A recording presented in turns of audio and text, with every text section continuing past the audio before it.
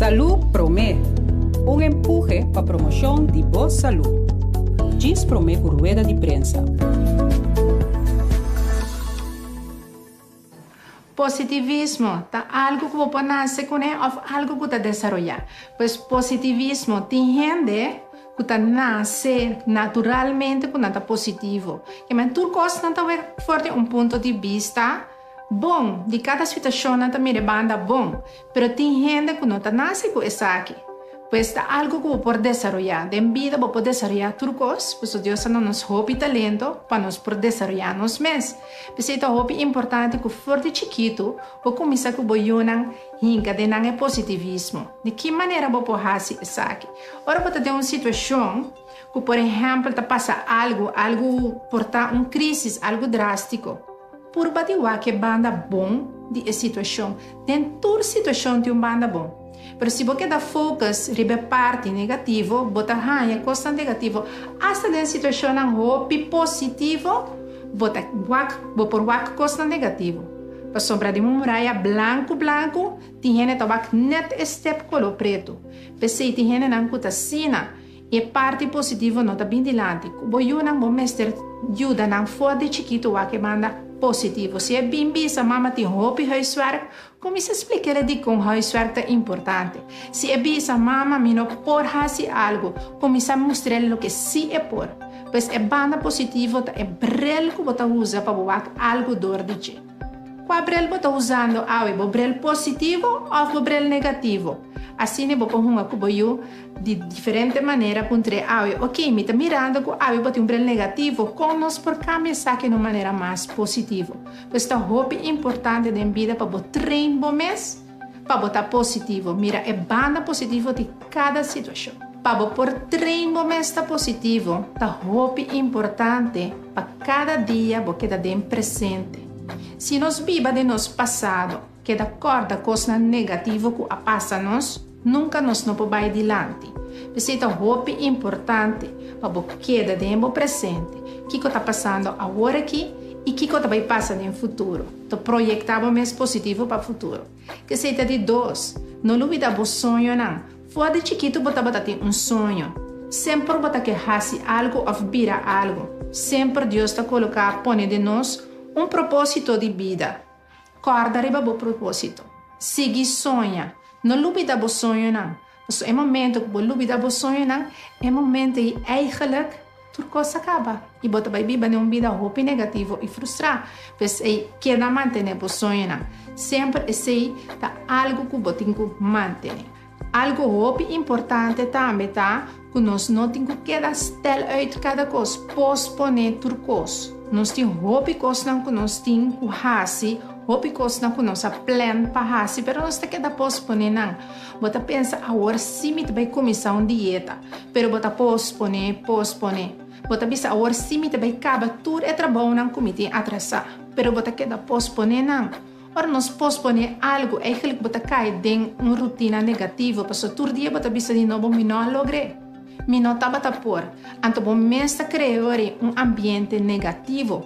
Pensei que é importante que tá coisa por de mão. Planeia a coisa, actua a mesura, que tá coisa de mão. Não posponer. Antes de laster tip, como que duna tá, para sempre que da manter bom mês e banda positivo de toda situação. E se ma bisa promete também, cada situação tem banda negativo, tem banda positivo. A medalha tem duas bandas. Que a vida determina quem toma a banda positiva ou a banda negativa. Se está bom mesmo. Você se você escolhe. Como você mira algo, está bom mesmo por escolher. Bom mesmo por decidir como você mira algo. Se você mira negativo, vai escolher PC. Mas se você vai de uma maneira positiva, também está dando escolha. Pois mi tip último tá sempre escolhe positivo. É a maneira que você wak vida vai determinar a maneira que você sente e atua em vida. Pese escolher para mirar em cada situação é parte bom.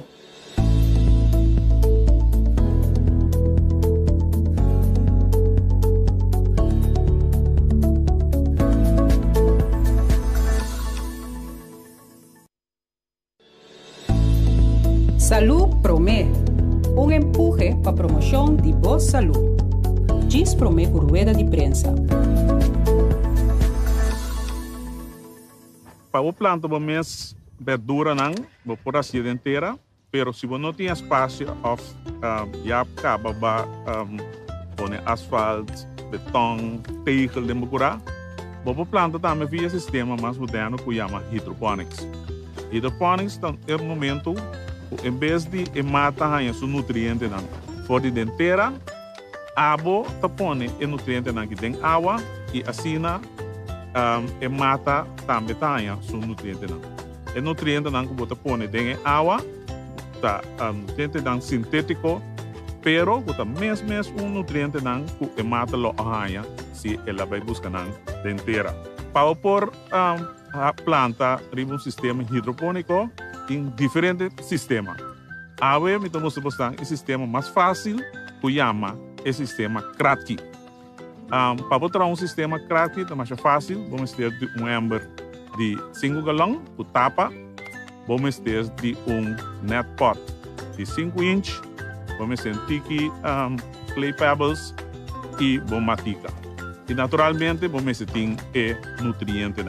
Vou começar a tirar buraco de 5 inch na tapa, caminha e net pot por passo precisa dentro e botar llena e net pots com hydroton of clay pebbles. Tem amber de 5 galões, botar bem mix e ora aí, 2 gramas de calcium nitrato, 6 gramas de magnesium sulfate of Epsom salt e 2 gramas de combinação de nutrientes.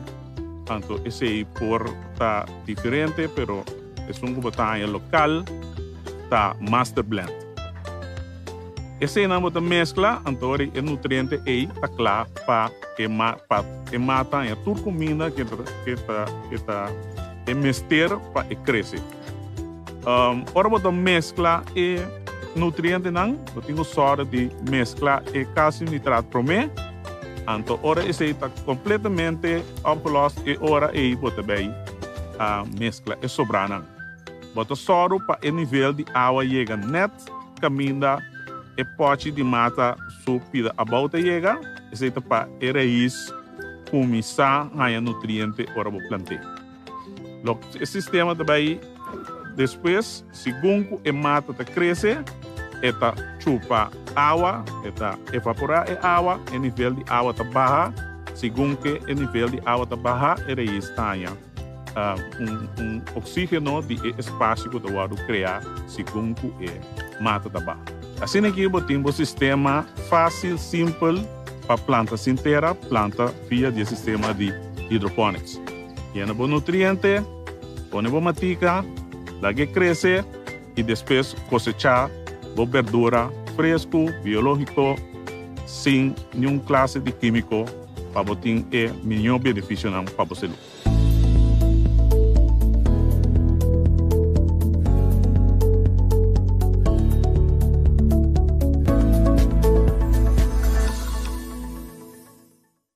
Vida tem sua cadência e seu ritmo.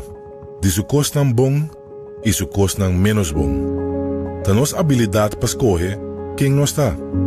Te hasta durante o momento de mais difícil, tá se tudo é diferença. Essa aqui é uma invitação para cada viagem novo, não seguir dar step. Vira uno com o ritmo e cadência e cana vai delante. Criando, reinventando, vivendo a promessa de futuro brilhante. Salud Promé, empuje para promoção de boa saúde. Diz Promé por rueda de prensa. Bom menina, Hofi Cascorá. A mim tá feimi. Me tá trazendo Hofi, pero também tem cozinha. Agora nós vai trazer toast com kale pesto. Kale, conhecemos como burro da tipo de polo. Nós trazemos pesto com tradicionalmente, pesto traz de basil, pembon pita, parmesan cas, e olive oil. Nós assim, nosso próprio pesto com kale, pecannoten, olijfolie en parmesan. Pa het toast die awe, banda die kale pesto, nos tabay usa zuurdesembrood. Zuurdesem ta un tipo di pan, tra ku un starter, anto un cierto whole grain flour, kuta mas mio pa bostoma. Pan wako nos ta trae. Stay back, wako nos tin sourdough. Pan que chama sourdough é pan especial. Pero eu dá o bom, queremos. Pero de caso aqui nós vamos trazer toast de dia. First thing first, sendo no stofo trove.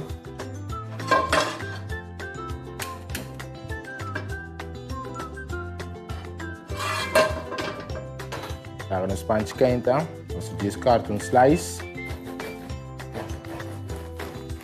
É pão que stijf.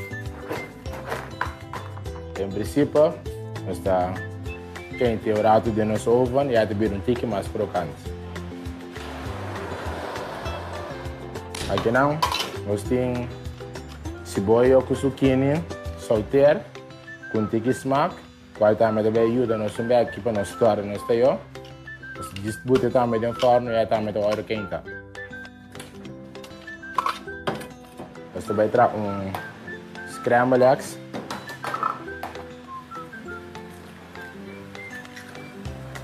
Nós tawara nós tais que eu andamos sempre ajuda nós com as plantações andamos.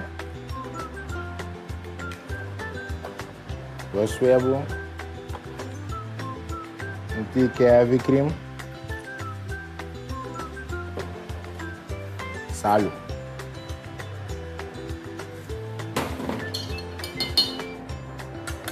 Mix it up.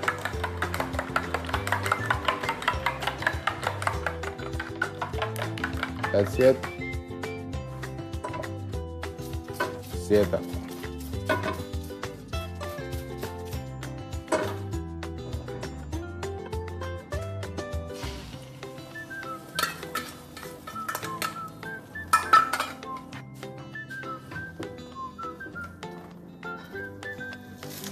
Batasi é scramble.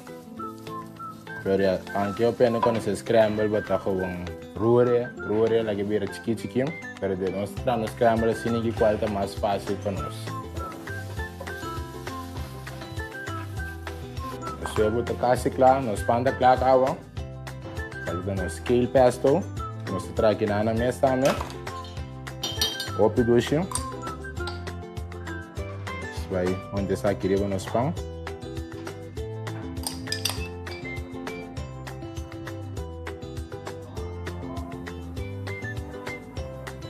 Smear assim, né? Que me botar smear jam, pinacas, manteca.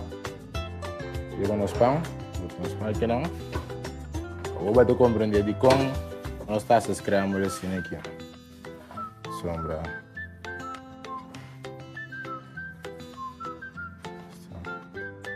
Porque vamos estar assim aqui. É simples, não? Essa verdura nanti. Torne tique com verdura.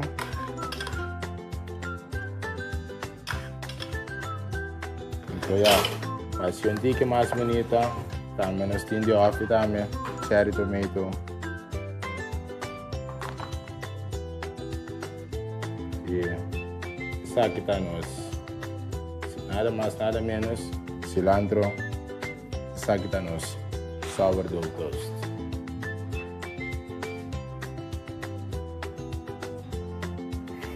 Nós está preservando as verduras para nós estar seguro que amanhã também tem. Porta para não comer tur awe, pero se você traz pesto com ele, por comer amanhã, outro amanhã, então esse man depois. Van criar cultura de comer saudável.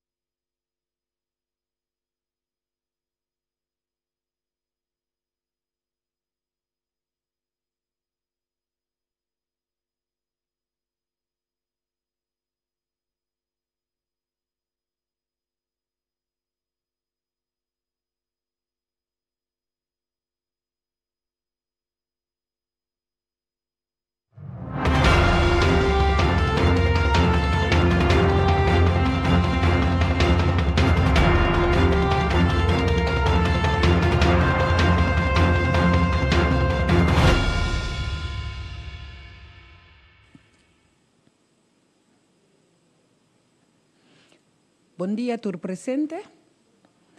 Danke por sua presença. A mim é Jeff Calberto e me guia a conferência de prensa aqui, qual dura até 9:45.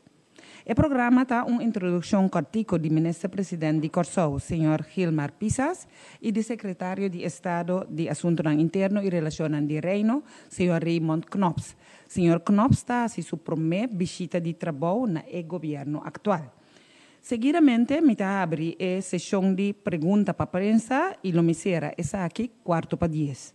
Nós por papia, idioma de nós escojo, para sobre a tradução simultânea para o Sr. Knops.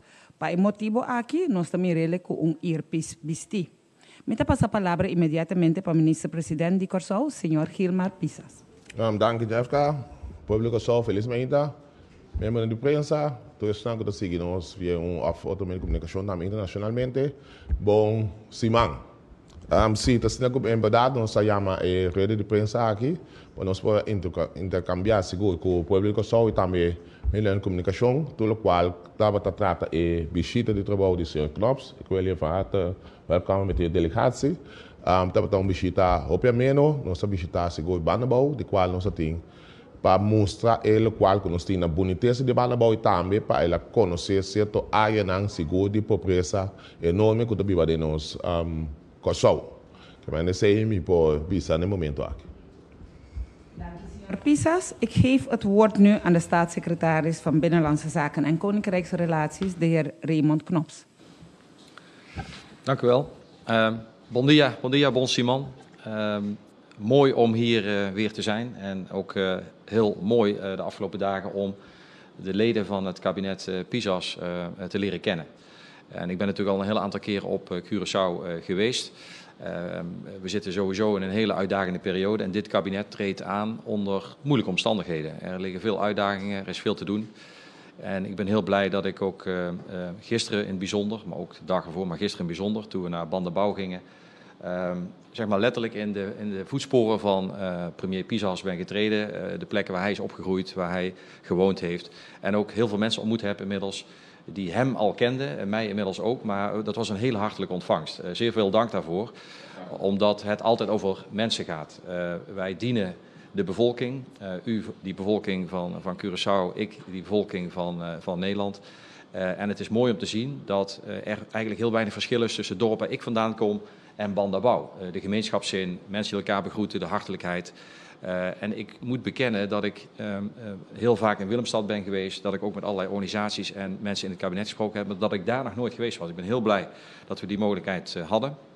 We mochten ook nog even tegen elkaar in de arena staan. Ja, het is gelijk spel geworden, dus we hebben elkaar goed in evenwicht gehouden. Ja. De aanvallende kwaliteiten van de heer Pisas afgezet tegen mijn verdedigende kwaliteiten resulteerden in een gelijk spel. Maar dat was wel een mooie gelegenheid om elkaar, maar ook de andere leden van het kabinet en ook vanochtend weer te ontmoeten. Dus het programma was langer dan normaal. Dat bood de gelegenheid ook voor deze activiteiten. En uiteraard hebben wij, maar daar zullen we zo ook nader op ingaan, gesproken over de actuele situatie. Wat staat het nieuwe kabinet te doen? Je zult maar minister worden in deze tijd. De problemen zijn groot en je krijgt veel dossiers op tafel. En de vraag was dan ook, hoe kunnen we elkaar helpen? En ik ben heel blij met die goede gesprekken die we gehad hebben. Dank u, heer Knops. Me quer abrir a sessão de perguntas que diz palabração. Senhor Pisas e senhor Knops têm compromisso depois da conferência de prensa aqui e tapecei nós não temos mais tempo disponível depois de 9:45. Nós que para todo membro de prensa a oportunidade de fazer uma pergunta, pois eu me pedir cooperação para ter essa aqui mais curtico possível. Nós estamos começando imediatamente com o senhor Lilo Sulvaran. Sim, minha pergunta, bom dia, dank u voor de presentie. Minha pergunta bij de senhor Knops. Meneer Knops, bestaat al lang consensus over de noodzaak, over samenwerking binnen de Koninkrijk, maar niet de wijze waarop. Hebben we nu overeenstemming met de KOGO? Is er nu een overeenstemming? Is er een consensus? Wij hebben vandaag en gisteren en eergisteren ook gesproken over de staat van de onderhandelingen. Dus hoe ver zijn we nu? En er deed zich de bijzondere omstandigheid voor de afgelopen maanden dat in maart, toen hier de verkiezingen waren en ook in Nederland, dat er een demissionair kabinet ontstond. Wij zijn ook demissionair in Nederland en het kabinet Ruggenaat was tot de beëdiging van dit kabinet ook demissionair.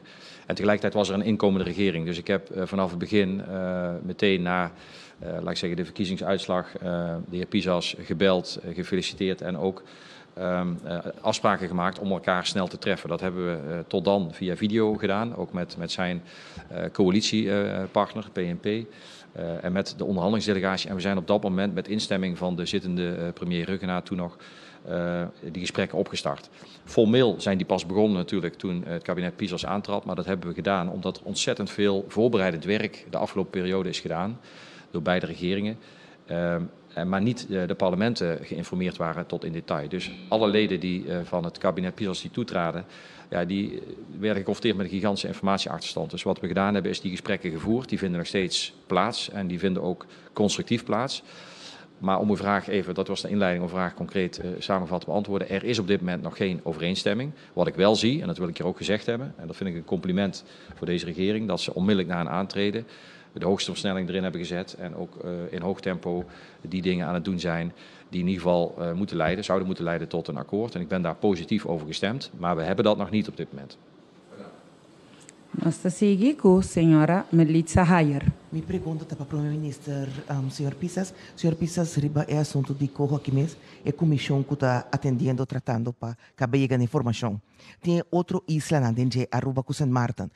Corsou está papiando com outra isla na Bostanta, riba mesmo linha, riba para o que está trata de câmbio, não começa bem, riba de documento aqui, lei aqui. Bom, então, assim, ayer eigenlijk de contato com o primeiro-ministro de Aruba e também contato com o primeiro-ministro de St. Martin. Em deixou para tratar para nossa conversa mais lá, riba é tópico aqui, mas lamentavelmente a senhora Cruz estava tendo uma reunião ainda, estava tendo mais ou menos isso, então vamos conversar com o St. Martin só. St. Martin tem seu ponto de vista, que lá também se deve com o chefe cabeça, e isso nós temos conversação também com o senhor Rutte, de qual esse também bem de lande aqui e conversação, não obstante que este assunto representa Holanda, porque sei, mas nós não vai inhoudelijk ainda, porque de quando nós vai inhoudelijk ainda, de nós receber documento apenas 2 semanas passadas, a situação de nosso país e los voor de meeting, 2 carteiras tem roupa problemática, mas começar a atender, nós acabamos de formalizar 2 times que também seguir atender com a negociação, que bem corta palavra, mi não pode chegar a ponto de atenção segura para o que trata é parte de Kosovo, não tem ponto não, por exemplo, para não mencionar, por parte de Kosovo, nós não chega na que de ponto não exatamente que nós vamos seguir negociar com ele para o que trata é corpo, mas nós foi para um instante visa com nós também renegociar isso aqui, então esse é o ponto que deve começar a segurar o trajeto aqui para nós poder terminar primeiro com 13 de setembro. Senhor Khalil Guribaldi. Bom dia, goedemorgen. Mijn vraag is aan de meneer Knops. Meneer Knops, ik wilde toch even weten, hoe was het met het afgelopen kabinet? Hebben ze alles goed afgerond met u? Hoe is het contact afgelopen met de heer Ruggenaat en met u? Zeker, zoals ik zojuist al aangaf, op het moment dat de verkiezingsuitslag helder was en ook duidelijk was dat premier Ruggenaat niet zou terugkeren, heb ik ook met hem gesprekken gehad. Hoe kunnen we ervoor zorgen dat in die periode tot aan de beëdiging van het kabinet, dat we niet helemaal tot stilstand komen. Dus dat ofwel het demissionair kabinet het mandaat krijgt om de gesprekken verder met Nederland te voeren, dan wel dat ik toestemming krijg, want ik vond dat wel zo netjes om ook met de inkomende premier gesprekken te voeren.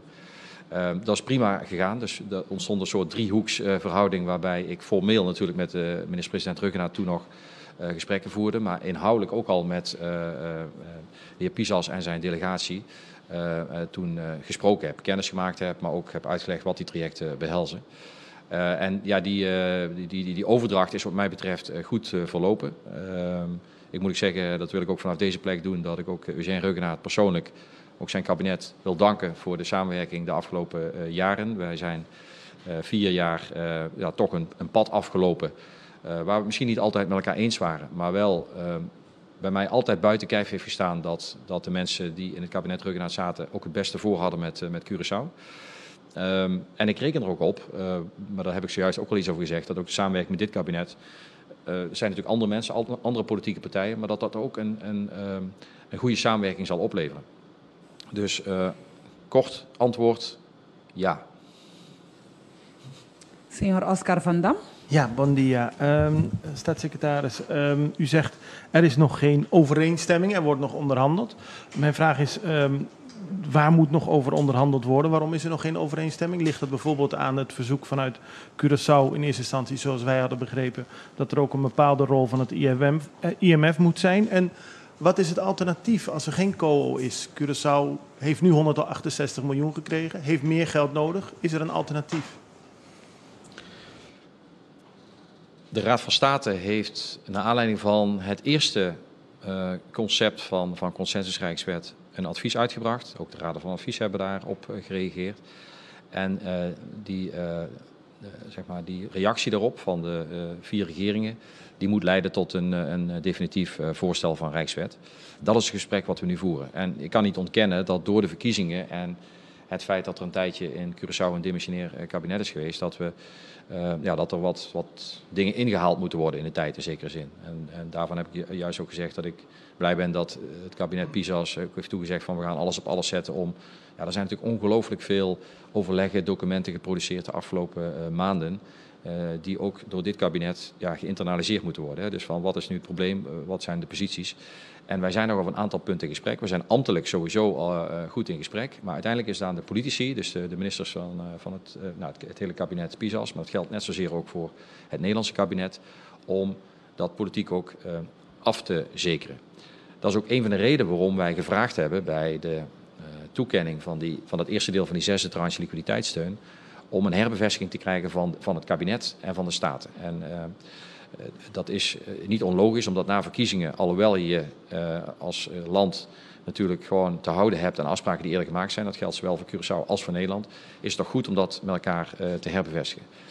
En dat is ook een voorwaarde om dat eerste deel van die 6e tranche te krijgen. We hebben vanochtend daar nog even over gesproken en het kabinet Pisas zal zo snel als mogelijk een brief sturen waarin zij aangeven waarom zij denken dat het debat wat heeft plaatsgevonden in de Staten, waar die herbevestiging aan de orde is geweest, plus het feit dat het landsbesluit over de korting van de arbeidsvoorwaarden van politici, dat nu geregeld is, dat voldoende is om te voldoen aan die voorwaarden, zodat die eerste tranche beschikbaar wordt gesteld. Dat is acuut van belang om daarmee de overheidsfinanciën van Curaçao niet in gevaar te brengen.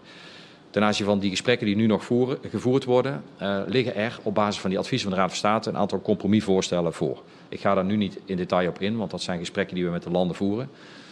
Maar mijn inschatting is dat we daar tot overeenstemming zouden moeten kunnen komen als alle partijen daar ook een beweging in maken. En daarmee doen we recht ook aan de adviezen van de Raad van State van het Koninkrijk, die op een aantal punten kritisch waren op hetgeen wat er lag. Er is wel haast bij gemoeid, want op het moment dat je geen consensusrijkswet hebt en stel bijvoorbeeld dat je niet tot overeenstemming zou komen, dan voldoe je ook niet aan de voorwaarden voor liquiditeitssteun. Dus ik reken er gewoon op dat we fatsoenlijk regelen, zeg maar, dat hetgeen wat we nu gedaan hebben, en tot op heden hebben we 800 miljoen gulden zo om en nabij beschikbaar gesteld aan liquiditeitssteun aan Curaçao, dat ook juridisch zeg maar, en wettelijk is vastgelegd, ook door al die parlementen. Ik vind dat van belang, omdat het niet alleen een zaak is van regeringen die samen de problemen oplossen, maar ook de parlementen die dat ondersteunen. Dit zijn geen besluiten voor een paar dagen, dit zijn besluiten die voor de komende jaren effect zullen hebben. En daar moet ook politiek draagvlak voor zijn. Senora Dulce Koopman.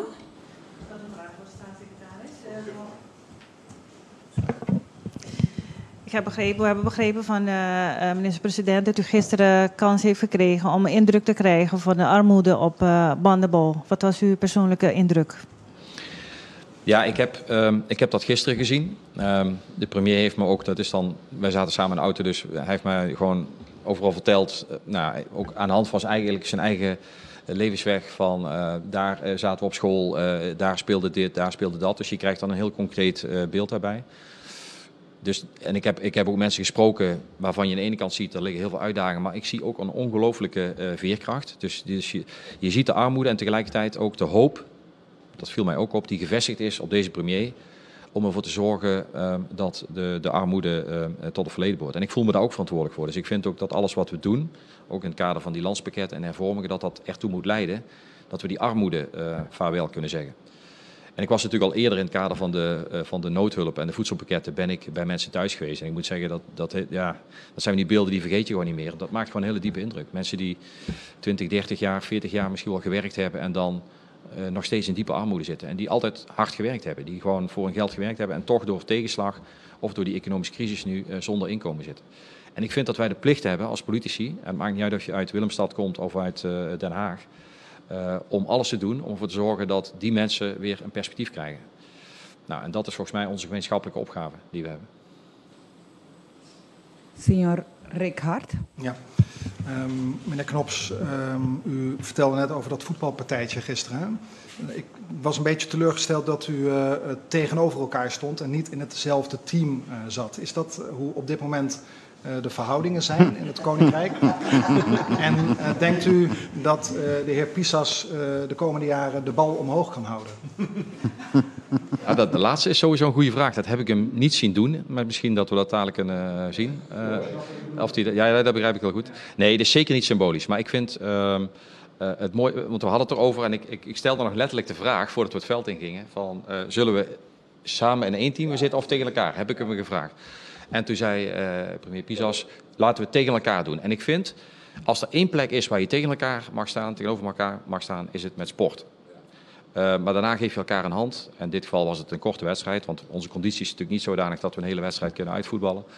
Maar dus dan geef je elkaar een hand. En ik zie het dus niet als symbolisch voor de verhoudingen, want we hebben meerdere keren de afgelopen dagen tegen elkaar gezegd dat we dat ook voelen, dat we dat samen moeten doen.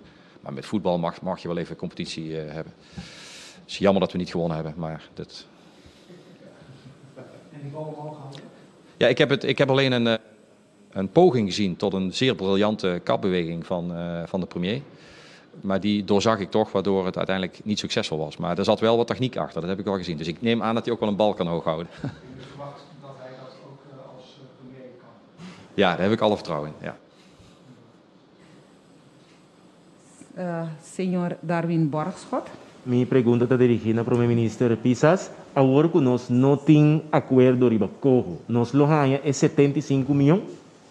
Bom, essa criança está marana de 6 tranches, então se me tem bisabo, no momento aqui para o aspecto de Coho, esse de tomar lugar 13 de setembro, então net me acabei mencionar na pergunta de outro periodista, que me agora aqui nós está em um alívio é para nós cumprir com a necessidade tão segura.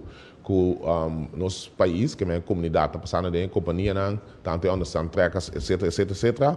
Também de pedir com o splits, de candidato de forward máximo para o que trata de 6, depois de 7 também nesse aspecto, caminho nós sempre negociar para chegar a um acordo, ou não chegar a um acordo para o aspecto de Coho, que tem diferentes pontos ainda que está em discussão, que me pede e lamentavelmente me vou pensar ainda, para a oportunidade de chegar com nós dominar em termos de matéria que nós temos todo documento na saco tá basta e também referindo a tia aqui então me quer que nós seguinte cambiar para o ato com a negociação da chega que me pida para quando sabe a pergunta está passar cerca o que para pida que nós cumprir com tudo e condicionam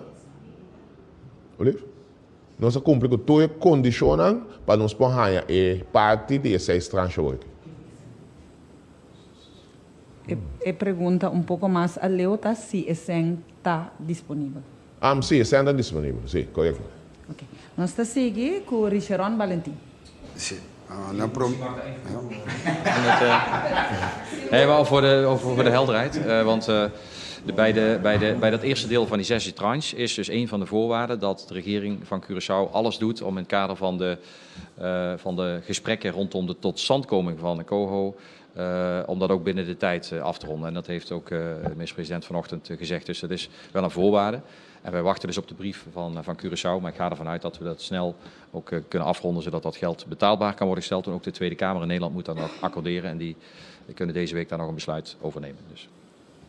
Ik denk dat ook iedereen inderdaad wil weten wanneer dat plaatsvindt. Ja, dus zo snel als mogelijk dus. Ja. We gaan verder. Nós seguimos com o Richeron Valentin. Sim. Na primeiro lugar, senhor Pisas, para bem governo.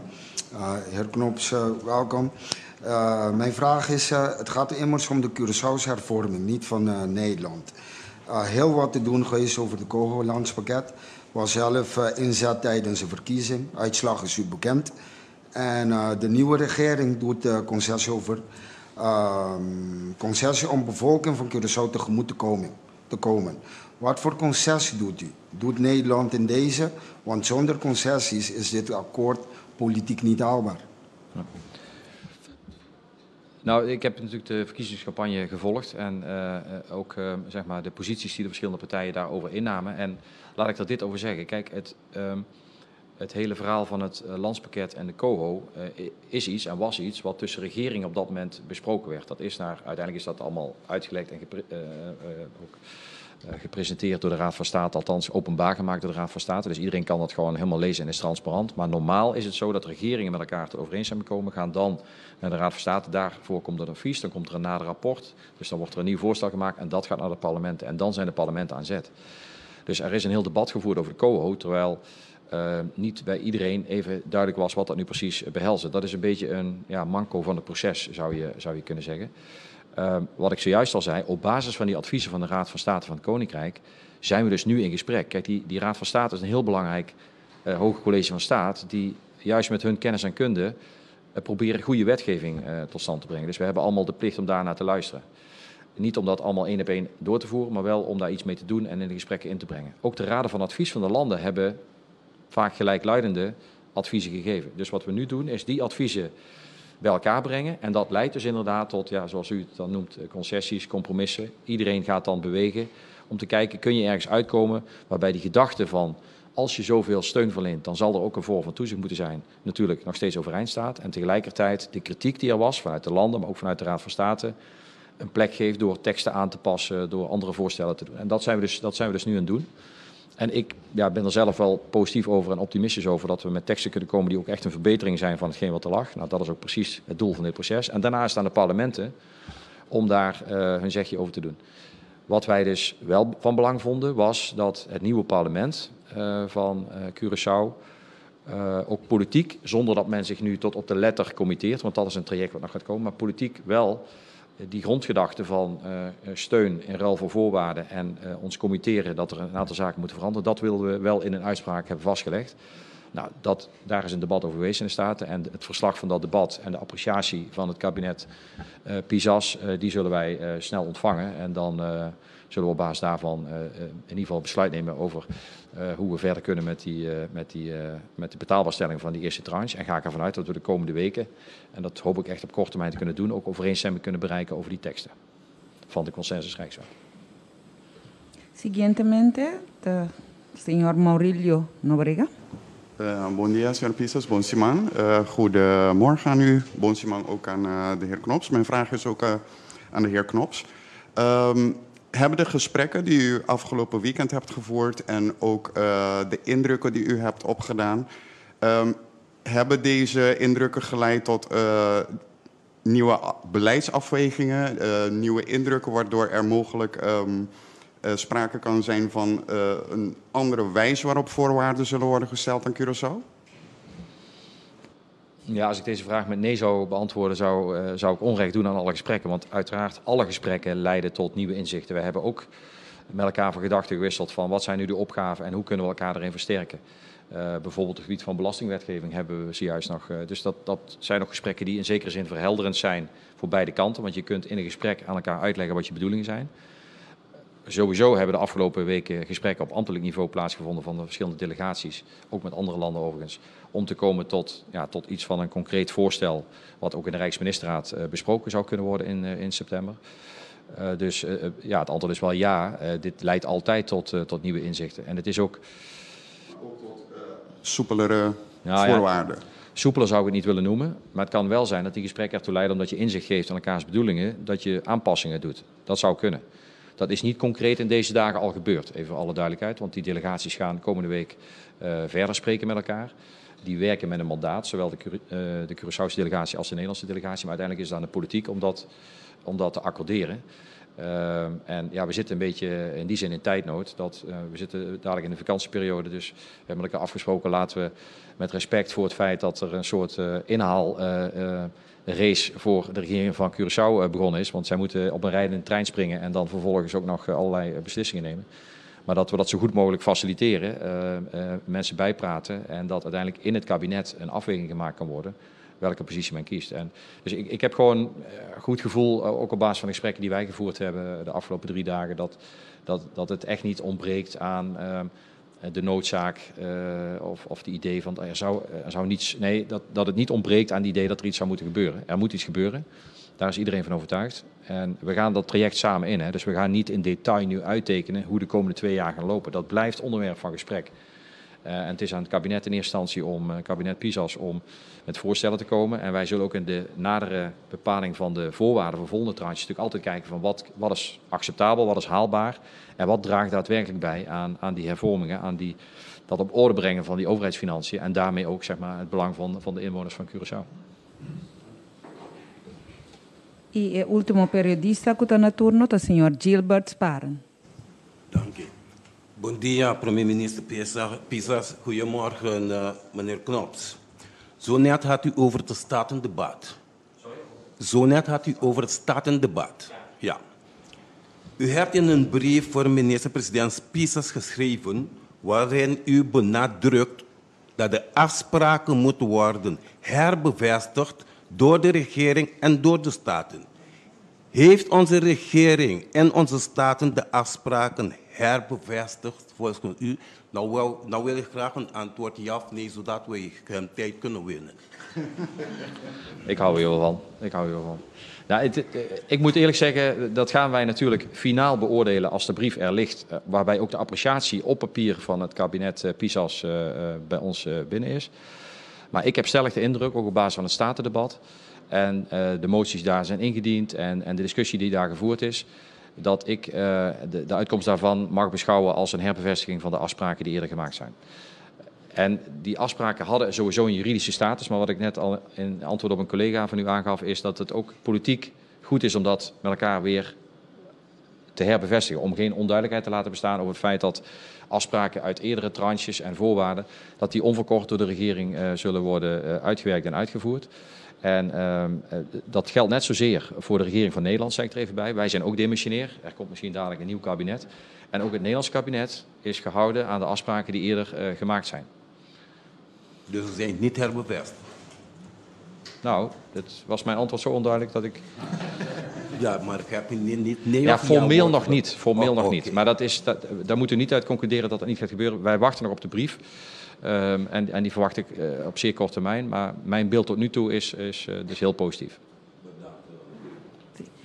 Nós está finalizar donando dos caballeros een oportunidad para donar palavra na final.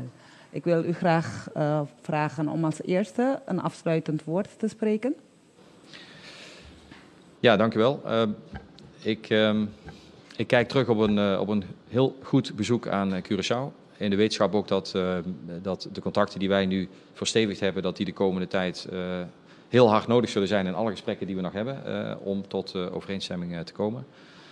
Het is een belangrijk moment in de geschiedenis denk ik, van Curaçao dat ook dit nieuwe kabinet met al deze uitdagingen de komende periode natuurlijk echt wel een verantwoordelijkheid heeft om met al die partijen die we zeg maar, daarbij gaan betrekken.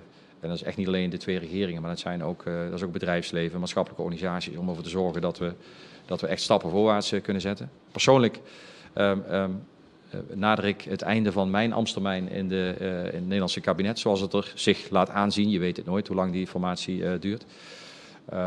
Maar zou mijn boodschap ook zijn, en dat is denk ik ook wel de kern van afgelopen weekend, dat die koninkrijksrelaties, dat zijn echt relaties tussen mensen. Tussen mensen die bepaalde functies vervullen, die elkaar kunnen vertrouwen. Die elkaar ook in een goede relatie kunnen aanspreken als ze het niet met elkaar eens zijn. Maar die altijd tot doel hebben om eruit te komen en om niet tegenover elkaar te staan. Behalve op het voetbalveld dan. En dat, ik hoop dat we dat kunnen voortzetten. Ik heb er alle vertrouwen in. En als ik dan een blik vooruit werp, dan kan ik nu al zeggen dat ik dat ga missen als ik iets anders ga doen. Omdat als je eenmaal betrokken bent bij de relaties met de landen, je hebt heel veel mensen leren kennen. Hier in Curaçao ook. Gewoon een tal van mensen, als ik zo even de film terugdraai die ik de afgelopen 4 jaar gesproken heb. Dat zijn allemaal mensen met wie je een band hebt opgebouwd. En ja, die ik allemaal het beste toewens, zeg ik bij deze. Ik kom nog wel terug hoor, maar misschien een andere hoedanigheid. Gewoon als inwoner van Nederland op bezoek in Curaçao. Maar die zou ik vooral willen zeggen, ga door met dit pad. Een pad wat uiteindelijk ertoe bijdraagt dat de kinderen en kleinkinderen van alle mensen hier het ook goed zullen hebben in de toekomst. En u kunt op ons rekenen. En ik kijk uit naar een verdere goede samenwerking. Dank u wel. Dank u, heer Knops. Y señor Pisas, ¿quiere dar una palabra de clausura? Ja, ten eerste moet ik toch wel namens de bevolking van Curaçao en de regering Curaçao meneer Knops bedanken voor het bezoek. Het was een zeer goede bezoek. We hebben elkaar leren kennen. Dat is eigenlijk belangrijk, want in eerste instantie had ik een heel ander beeld van hem. Maar nu dat we samen zaten in de auto en gesprekken hebben gevoerd, heb ik toch wel een idee van, hij is een aardige vent. Dus daarom wil ik hem toch wel bedanken daarvoor. Die doos, ik denk bisa ku bosan também como membro de prensa, me agradeci bosan de com. Bosan demonstrar toch die dat doen a nós é espaço necessário para nós allega de cliente. Você também é importante que durante a campanha nós estamos com experiência tá muito importante para a governação. Você está demonstrando isso aqui, nós não temos nenhum luna sinta ainda praticamente e acaba nós temos que tomar decisão na top na bem-estar de Curaçao. É situação real. E acaba o ministro de Finanças a do nele está de atenção nossa situação. Tem problema muito sério. Agora que eigenlijk nós depender de fundo de liquidez para nós manter gasto no governo e também só para a companhia e understand trekken zijn finanças. Agora que nós muitas sempre são sinceros, mas muitas sempre nós amarramos uma fecha nova para o que se trata de 7 tranches. Então se também também tá negociação opitof para que nós sacar o melhor para o então, depois de sacar maneira visa, se eventual tem acordo ou que chega ao parlamento e está no parlamento de todo o país para decidir que está aceitar o qual não tem bem esse chef não. Que nós como governo também trata bastante possível para o povo de bom servir. Então, como vai bem, me visa Curaçao merece melhor. Que me agradecer também seguro para acto de presença e seguro perguntas que apenas que possam fazer como também se usa de nada para nós seguir encaminhar caminho para nós chegar num país pela do Caribe. Danke. Danke, senhor Pisas. Me também está unimmes de palavra de agradecimento na turma membro de prensa. Danke para a vossa presença, para a vossa participação e também para a vossa cooperação. Estava um prazer para me poder servir vosso feliz dia e bom semana.